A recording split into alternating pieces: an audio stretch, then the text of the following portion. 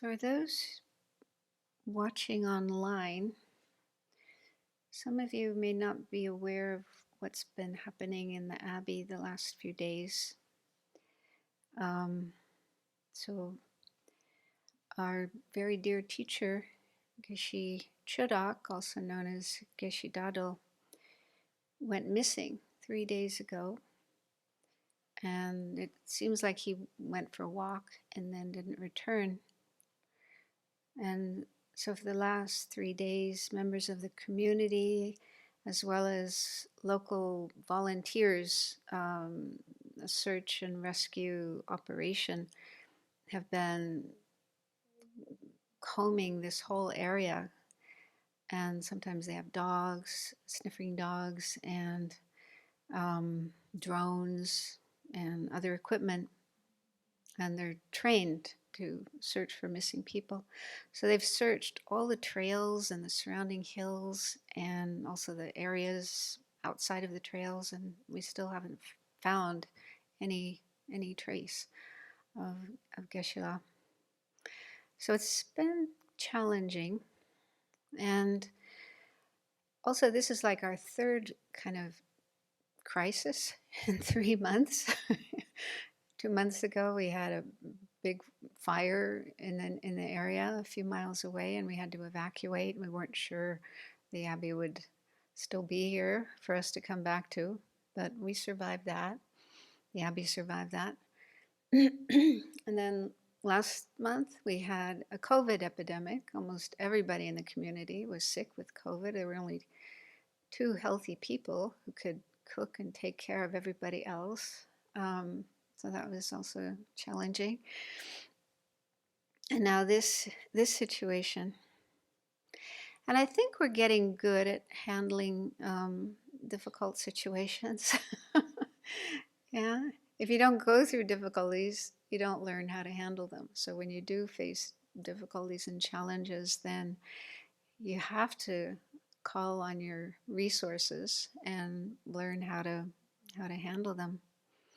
And so what we've been doing is, in these situations, is just continuing to follow the monastic schedule as much as we can, and continue to do our daily practice, meditations and other prayers and so forth, as much as we can.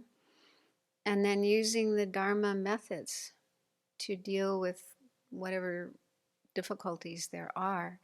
There are lots of methods, especially in the teachings on Lojong, thought transformation or mind training.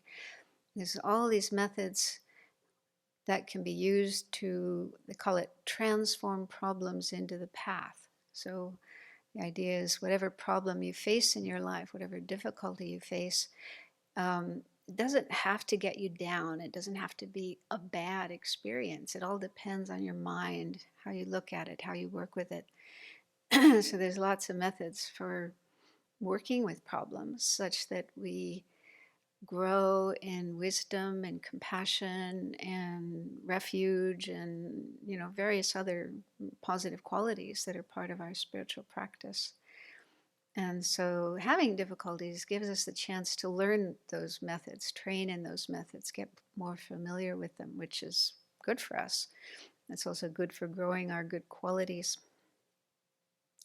And so, I think the atmosphere, as far as I can see, has been pretty calm, and people are handling it quite well.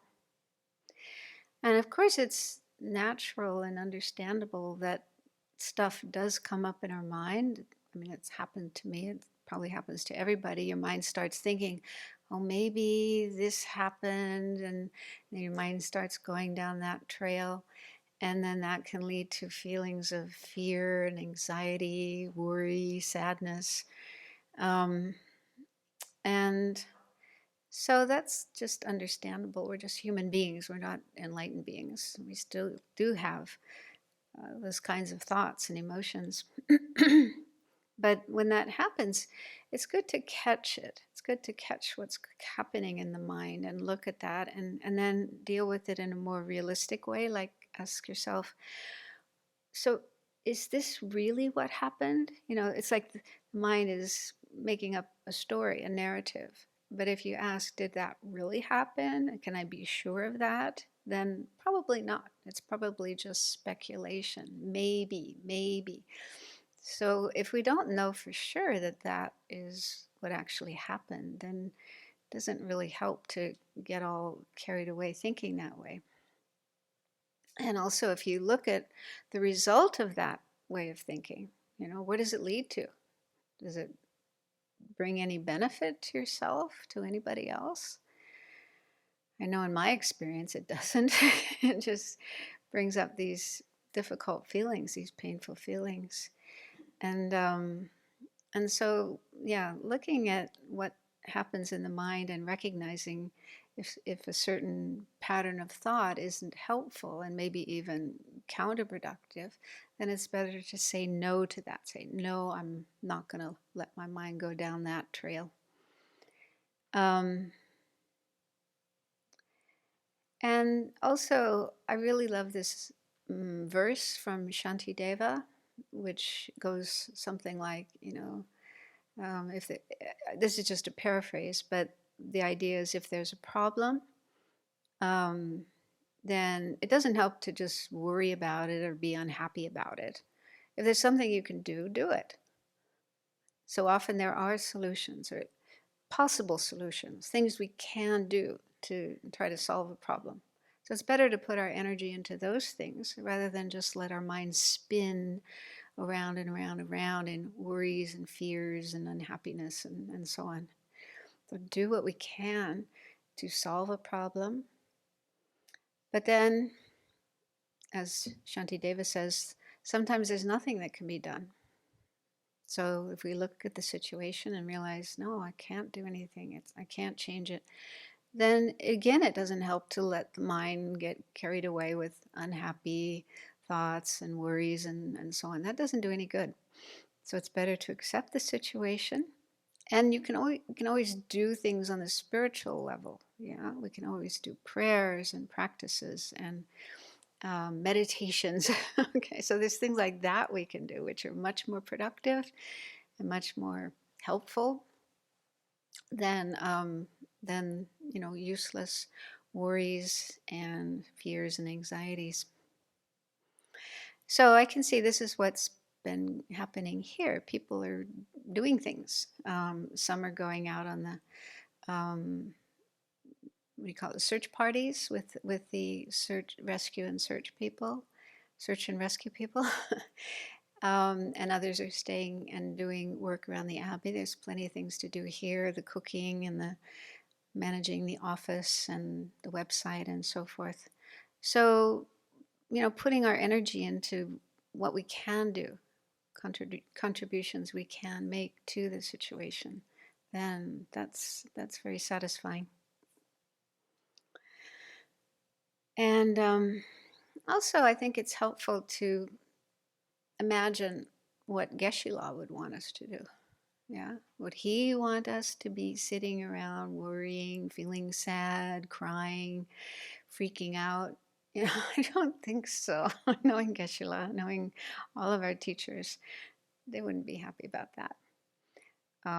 So I think he would want us to continue with our practice, studying, meditating, helping each other, keeping our precepts, keeping the monastic lifestyle, and so on. And this is what most of us have been doing, I think, as far as I can see, most of the time. So I think he would be happy with that. So, yeah, basically cultivating kindness and compassion and wisdom. I think those are the things he would want us to do. And we've been receiving, I think, a lot of supportive messages from people outside, our friends.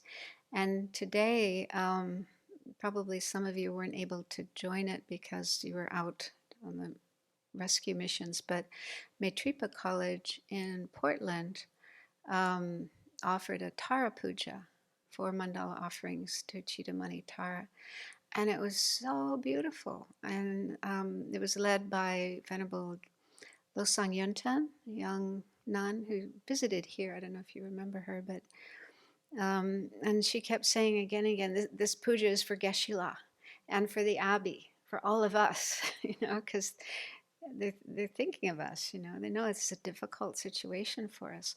So she was saying that a number of times during the puja and really requesting Tara's blessings for all of us and for Geshe-la and so on. So it was really, really, really beautiful. And there were, I don't know how many people present, physically present, maybe 15, 20, it's hard to tell. But online, there were more than 180 people. And I thought, wow.